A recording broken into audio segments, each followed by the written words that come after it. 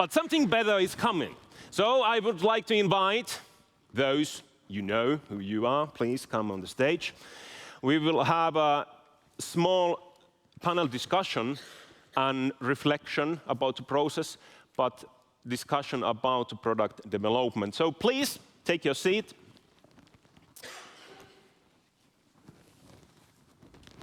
We have three great, amazing guests from Finland, from Norway, and from Sweden.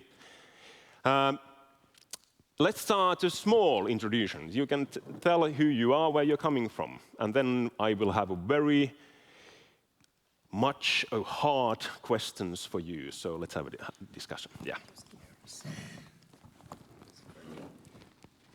Hello. Yes. I'm Irina from Polska Travel, Levi, Finland. Ken Even from Norway, work in West Arctic with product development. Susanne Wallin, with lots of passion for cross-border cooperation, but also the former, well, not former owner, but still the owner of Haparanda Stadshotel, together with my son Anton. Cool. Very welcome. How are you doing? Good. Relaxing. Everything's good. Good. I have a couple of questions and themes. We have 25 minutes-ish time, so let's start. Often when we start the development work, we have great ideas that what there will be, and we have a lot of expectations for the work. So what do you think, or what kind of thought you have that when we start a process, creating a new products or new services, what are the things that we often overestimate or underestimate? What do you think? What kind of experiences you have? Let's start from Ken. You have a microphone. Yeah, that's a good question. I was thinking a little bit about the scalability of products, and it becomes like we underestimate how important it is to scale a product, because you're sitting there with a lot of stakeholders. Like we have an example of this product that we have developed in West Arctic, which is the Nordland Aurora Safari Camp product, which is a very good product. And to teach the customer is very difficult to say that you don't really need to go chasing the Northern Lights. You just need a clear sky. So we have in many regions, in various spots, we have a camp that we can go to. But then we sit there and you just don't have the activity. You have dissatisfied customers because they've read on the internet and social media that other companies are chasing. So you get them not very satisfied. Then you sit there with the stakeholder, the landowner who owns the camp, who is also not happy that you don't come with 2 buses and 3 buses and 4 buses. So how do you scale that product? How can you fit 150 people to this camp? So you need to, and then it just gets stuck in this operational loop of no one's happy. The customer's not happy, your stakeholders are not happy, and so I think we underestimate in development how do we want to scale this product. There's a lot of people that need to be happy. There is a lot of people who needs to be happy. That's true. Susanne, what do you think? What kind of thoughts you have? Well, we bought the hotel almost 10 years ago, and looking back, what should I have done differently was to have more strategies and plans ready for the future. Of course, it was lovely to be back the first 3 years, but what did happen after that? We had the shitty COVID and the pandemic that was coming and hit us all. I was happy that I had some experience for scenario plans, for example, but not to cut 85% of the income. But also, well, the time is not maybe always the right timing for everything, since we are now growing a lot. And to force everything into the same time frame in order to care of the customer and the customer satisfaction at the same time that we want to do changes, and have the staff with us. It's a challenge to have all on the right track. And the neighbors. And the neighbors. So you need to have some kind of idea about the goals, that you need to know where are you going. It's much easier to have a trip when you know where you are going, and then you just need to somehow to handle all the bustles. Yeah, but everything went faster than we thought. Yeah, exactly. How about Irene? What kind of thoughts you have? Well, I think we quite often in development work overestimate how much control we have actually, because tourism especially, it is influenced by so many factors, by like politics, economics, and even trends or fashion. And sometimes you have started the market well, you have visited different workshops and you think you know the thing, and you create a product that seems to be quite strong, and then there's no demand. Like, program is fantastic, description is attractive, but people are still not buying it. And sometimes maybe it's too early and product will succeed later and you have just to be patient. And sometimes just it's like it is and you have to admit it and move on. Exactly, and that was my next question, that which kind of gaps there is between that, yes, we have a great idea, we have an even great product, but then there is no activity that people aren't buying it, they are not using it. And that's a surprise. And that can be a very hard situation if we are putting money to develop a new product. And then we realize that no one wants to buy it. And then what we are doing. And that was the one very important theme in the whole program, the design process and the iterative process. And that's why we need to understand that, do we really understand that who are the customers and what they want before we are doing the investment, the big investment for the products. Do you have some kind of thoughts or examples about the gap between the idea that, okay, this is what we are doing, we have a great thing, but then the reality didn't match? Well, the gap that we are facing as a border city to Finland, I mean, Haparanda-Tornio is one city, as all of you know, is the gap that actually that we are sitting here today without any companies from Tornio or from Kemi. And we are really one strong destination that is growing a lot. So that becomes a big gap in strengthening us to our cooperation between the companies. And then the risk is that we start to have some sub-projects without having the background and this that we have built now within AETC, Visit Arctic Europe. That is a lack of possibilities that I have some frustration about. But we need to have them on the next project in really to strengthen the weakness of the chains in order to really build the destination more strongly together. So that we need to analyze and really to be more, I mean, now since the world is so crazy, we need really to be more closer to each other. So there's a gap between all the talk that we should do cooperation and we should be one place, and then the reality. It's not like about the talks, it's lack of that we are talking together and do it together. Exactly. So there's a gap between talk and doing things together and talking things together. Yeah, I have to take that Nordland camp again as an example because it kind of tells a little bit of a story.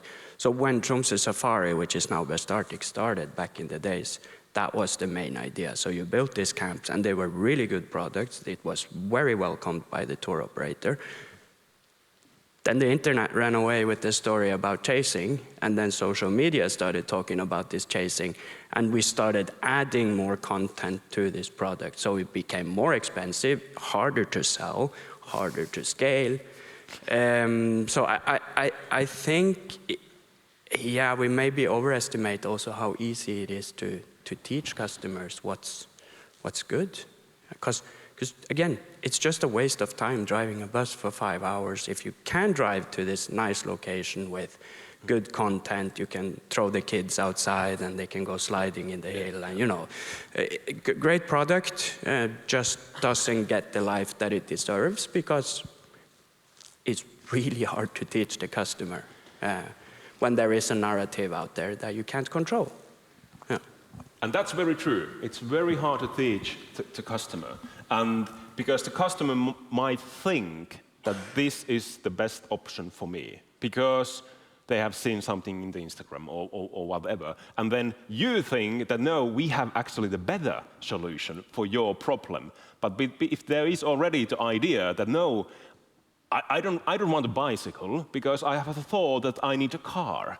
But using the bicycle, you can get very much smoother in the city from A to B. But no, I have an idea to have a car, so you are going to car shop, even we think that you should go to the bike shop.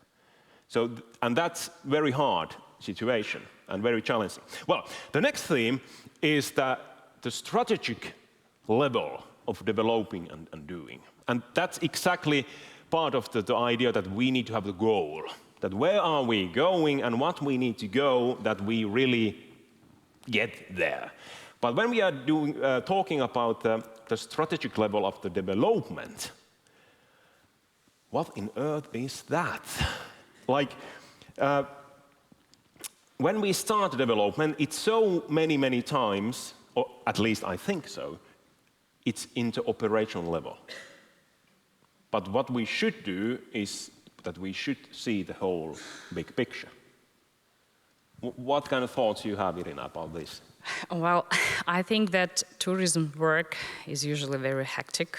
You know, like somehow season usually arrives more faster than we expected somehow every year. And then you're here like running everyday work and taking care of everyday things. And then you just simply have no energy and no time to think about strategy. And you think that, okay, I will do it some other day when I have more time. And practically it never happens. You're still here doing the same things. And until, like personally, I think for me, it's like lack of capacity and energy to think about strategy.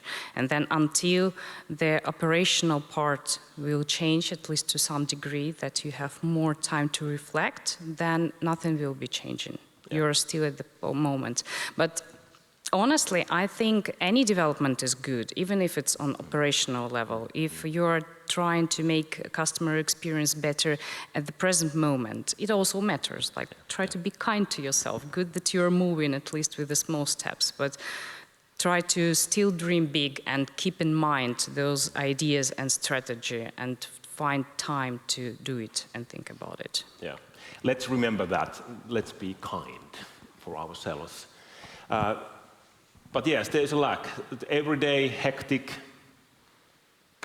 time and everyday work, it takes the focus. But I agree that whatever you do when you want to develop, it's good. But it depends that how big you want to change to be. If we want to change the bigger picture and the bigger game, you cannot do it doing just the small things. But what are your thoughts? Well, we have been very clear about our strategy in order to have the focus in the international market, to growth on the international markets, because we saw the conference is getting less, the business travel is getting less, so we have not been focused on that segment. And yes, we have been having huge growth on the international market, but then there are quite many different kinds of markets. I mean, only this winter we have 36 nationalities. Yes. With different demands and expectations. So there it has been something that we needed to discuss what we are standing for and what we are not standing for. What kind of services we're gonna keep delivering as a small-owned, family-owned company, but also in all the investments that we are doing from who we are doing them for. Also there, the international market and the different kinds of demands in order to be so flexible as possible. Yeah. So we have been very, very clear about that. But I mean, in the past, the winter season was great. We were so strong. But the winter market was for December, and that was all. Yeah. And we didn't have any other guests coming abroad from other nationalities for February, January, February, and March. Yeah. But now the winter season is from the last weekend in November to the Easter, I mean, to the end of March. So that has been a great development. So I will not say that we have not been focused, because otherwise we shouldn't achieve these results, of course. So I'm happy about it. Yeah. Sounds very good. But it's also a good reminder that we need to do also decisions, that what are we doing and what are we are not doing, and for whom are we doing and for whom maybe we are not so much focusing. Yeah. How about Ken? I think for us, what we have struggled with for it to always, stay operational is you have a strategy, but then you have a lot of seasonal workers that, come and they go. So you have to plan for that when they're coming, then the strategy needs to be thought. It's very often the operational team, and then they get the new ideas, and then they start to enhancing the product, and you get into this loop. And then these people that come and work are like amazing, intelligent people, but they're gone. Like the evaluations start for management, and you're sitting there as a product developer, and your colleagues are already gone. And you can't reach them anymore because they're on holiday. They worked really hard. So I think that's why it gets stuck maybe a little bit also in this loop. Yeah. You don't get to work a strategy into the backbone of the company because you lose so many people every year. And then it's new people next year. And they're fantastic employees. Yeah. It's just that they're there for half the year. Yeah. Exactly. So there is a new energy, and there is a new ideas, and then woo, yeah, and but we did talk these same things 2 years ago with the other people, but we really didn't do anything for it.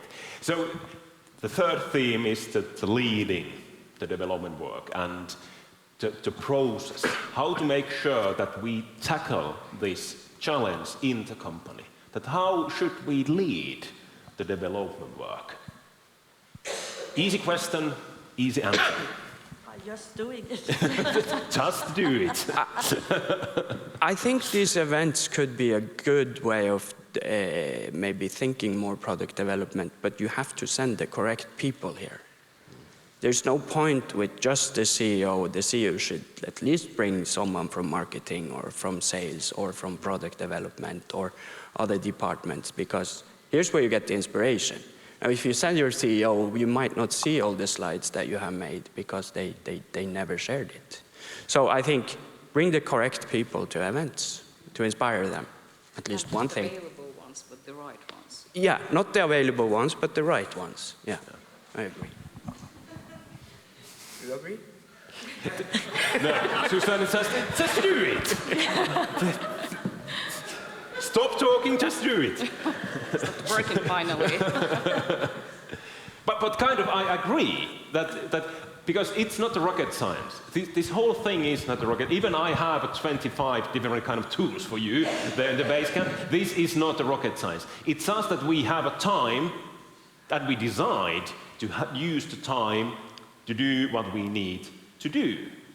But not what we need, but what we love to do. I mean, if you don't have the passion for it, then you need to change the business. Yeah. You need to have the passion and the willingness to both grow in order to have the staff with you. And of course, it's not always easy. Mm-hmm. I mean, of course, it's not always the right ones that you're hiring.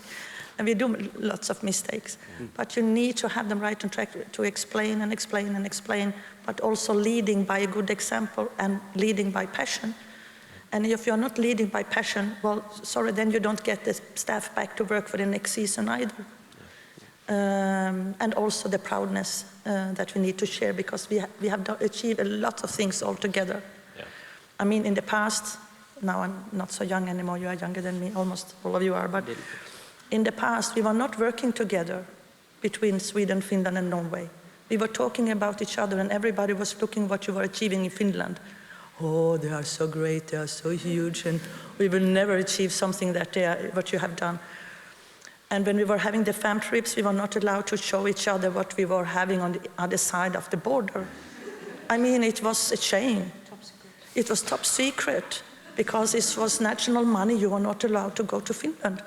And in Finland, you were having this national money and don't show Sweden. No, don't go there.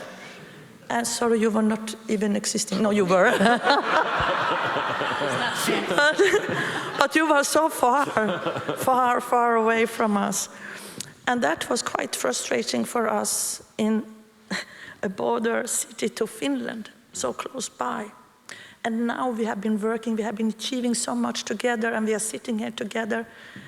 And I have a huge expectation what we can achieve for the future as well.